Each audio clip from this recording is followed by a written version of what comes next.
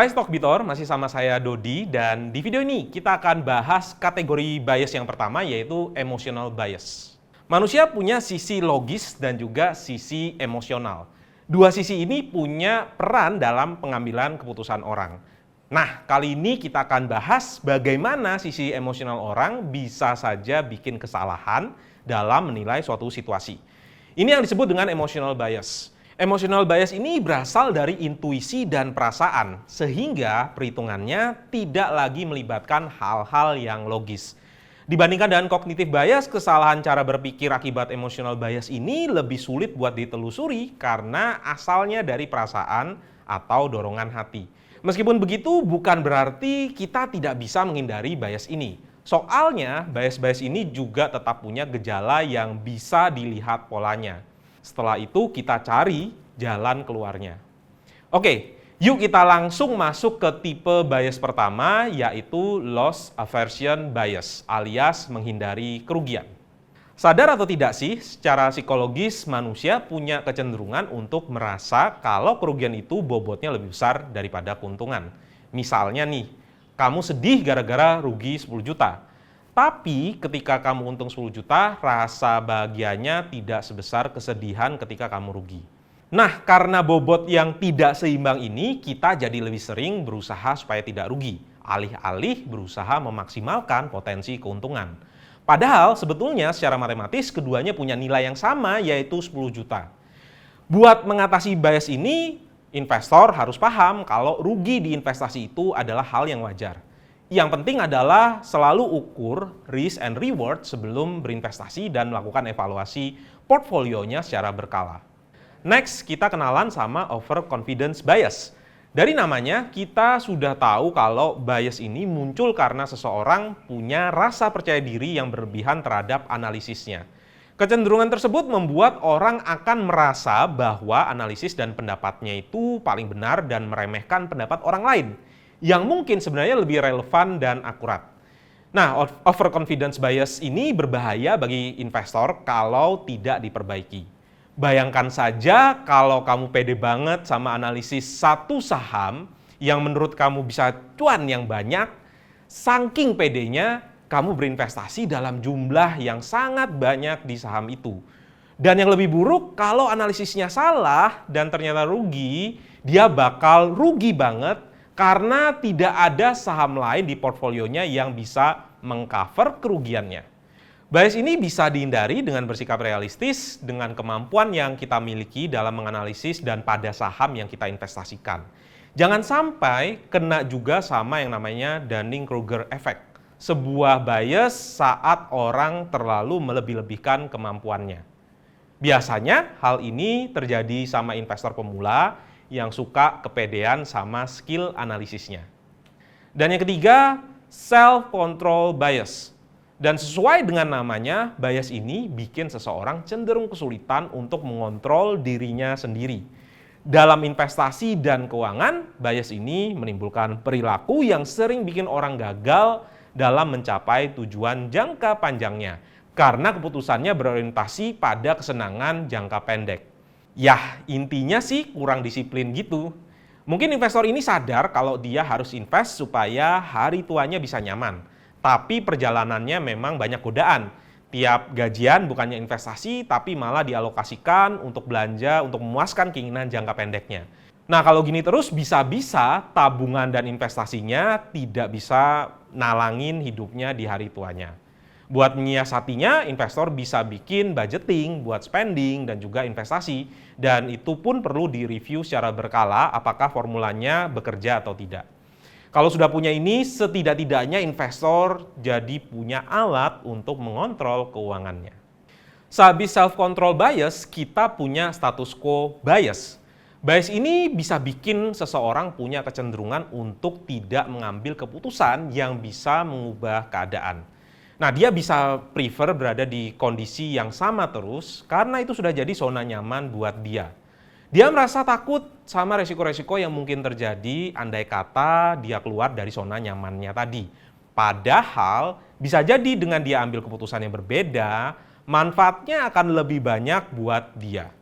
Kalau real case-nya di investasi, bias ini bisa bikin orang tetap memegang saham yang sudah tidak ada prospeknya di portfolio sahamnya. Alasannya karena dia sudah merasa cukup nyaman dan tidak ingin melakukan perubahan. Cara mengatasi bias ini adalah dengan selalu melakukan evaluasi terhadap saham yang diinvestasikan, sebab prospek suatu saham bisa berubah-berubah sewaktu-waktu. Selain status quo bias, kita juga harus waspada dengan authority bias. Seperti namanya, authority bias terjadi ketika orang lebih mempercayai opini orang yang dianggap lebih otoritatif atau berwenang, tanpa mengkritisinya lebih lanjut. Di dunia saham, authority bias dapat terjadi ketika investor membeli saham yang direkomendasikan analis ataupun guru saham, tanpa menganalisisnya secara mandiri. Padahal bisa jadi saham yang direkomendasikan analis atau guru saham tersebut tidak memiliki fundamental yang baik dan rentan mengalami penurunan harga. Resiko authority bias semacam ini bisa makin terjadi di era sosial media. Contohnya adalah fenomena pom-pom saham, di mana figur publik dan orang yang dianggap sebagai guru saham membagikan rekomendasi buy tanpa alasan yang jelas. Padahal kita tidak tahu secara persis tujuan dan motif di balik rekomendasi tersebut. Analis dan guru saham pun tidak luput dari kesalahan. Dalam buku yang berjudul The Art of Thinking Clearly, penulis Rolf Dobelli memberikan satu contoh bagaimana seorang ahli dapat salah memprediksi tren. Dia bilang pada 2008 dunia memiliki jutaan ekonom, tetapi hampir semuanya gagal memprediksi krisis keuangan global di tahun tersebut, kecuali ekonom Nouriel Roubini dan matematikawan Nassim Taleb. Untuk mengatasi authority bias, investor perlu kritis dalam menerima pendapat orang lain, bahkan dari orang yang dianggap ahli. Bertukar opini prediksi saham memang wajar dalam investasi, tetapi kamu harus tetap mengkritisi kembali motif rekomendasi tersebut dan menganalisis sendiri saham yang mau kamu beli ataupun fenomena yang lagi kamu analisa. Berikutnya ada endowment bias. Kondisi psikologis ini bikin kita merasa suatu benda lebih berharga ketika kita ada rasa kepemilikan atas benda itu, ketimbang kalau kita tidak punya kepemilikan sama sekali.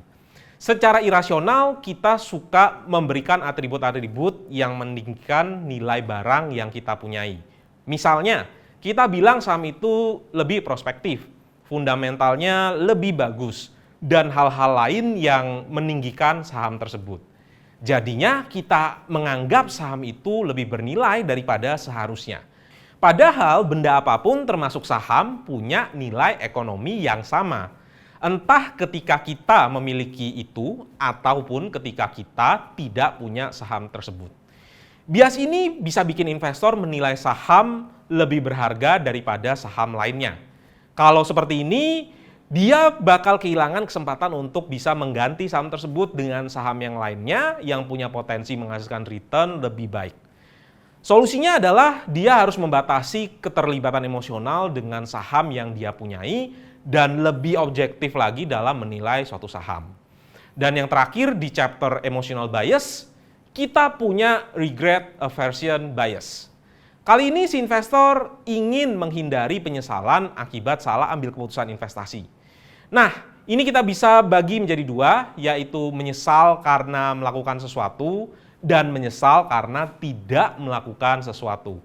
Untuk case yang pertama, si investor pernah berinvestasi di saham dan ternyata merugi. Dia jadi tidak ingin lagi hal itu terjadi dan kemudian menyesal. Jadi dia tidak mau lagi investasi di saham tersebut.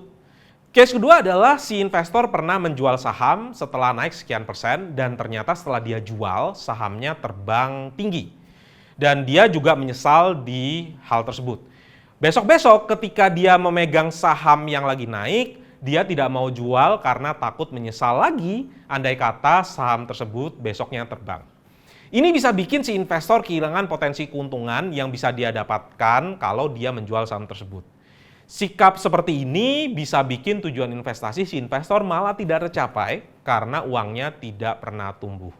Padahal namanya investasi, pasti akan selalu ada faktor resikonya.